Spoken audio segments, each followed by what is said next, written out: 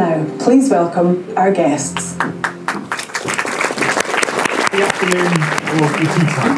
Happy tea time, everyone, and welcome to this next session of the Edinburgh International Book Festival.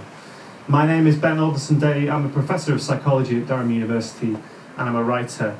And it is my great pleasure to welcome the next author to the festival, somebody who's actually on their fourth visit to Edinburgh, the first time in 2006. In that time, they've written 9 books, they've translated a 10th, they speak fairly proficiently almost as many languages, and their own works have been translated into over 30 languages worldwide. Please welcome Daniel Tammet. Now, all these years and books later, I don't have to prove myself, I want to keep evolving, I want to continue to surprise my readers. But at the same time, I don't feel like I have to prove anything. The book is an invitation to enter another way of thinking and perceiving and seeing the world, and language is how we all do this, it's how we understand other minds.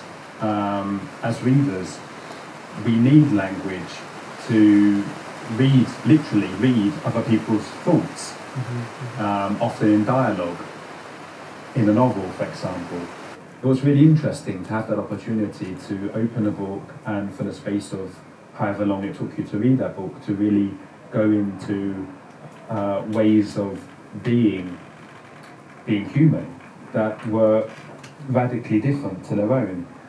Oliver Sacks at his best, he writes like a novelist, and so I had that same ambition to use those, as I mentioned, the resources that literature gives us as writers. Universities that actually are, actively recruiting researchers who themselves are on the spectrum, so they have lived experience of autism, and that's really important when you're doing all this research and you're trying to understand how these minds work. And if you don't have that lived experience and you don't have any access to it among your colleagues, then it can lead to kind of ridiculous situations. It's not necessarily a question of metaphor, it's a question of,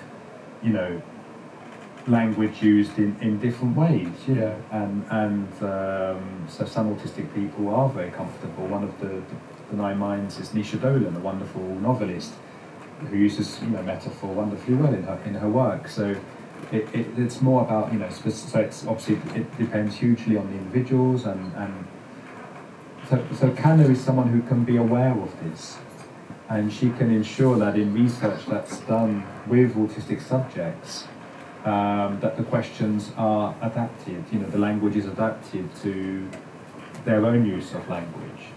He's a very, very intensely private person, and that since the beginning of his career. He's not done a lot of media outside of his films, and which I can understand, just because of that generational gap. The fact that for me, talking about autism is much easier, I think, because I have a vocabulary for it, and I've grown up in a time when it's been possible to explore these questions without having to, feel that shame or embarrassment that perhaps someone growing up in the 1950s in Canada and then later having his career in America might do. So Danny is his friends always call him Danny, so in the book he's Danny. He's the only person in the book I couldn't reach directly, but I'm incredibly lucky because he grew up in a part of Canada I know extremely well. I have family there, I have friends there. One of my friends went to school with him. So the anecdotes in the book and everything that the reader learns about him is completely new. So if there are any fans of his in here, you're in for a treat, because it's really fascinating to learn about his childhood, stuff that's never been published before. And you really get to see glimpses of his comic genius right from his early childhood. And what's really fascinating is what we were talking about earlier, about how autism is about gifts and talents. It's not just about deficits, it's even, not about deficits, primarily, you really see how his autism shapes his comic genius. How the fact that he is neurodivergent makes him the person he'll become. The Ghostbusters creator and the Blues Brothers creator and all the other wonderful films he's done, they wouldn't have existed without that. And actually, it's really telling that the subtitle of the book is in the lives, because often you're experiencing these stories from the inside, or it feels like you are for people. So they're talking about their reactions to school or relationships and the things that grounded them or gave them safety, which might be particular interests or particular things in their environment. And it's often that it's the people on the outside who've maybe decided for them that they don't fit.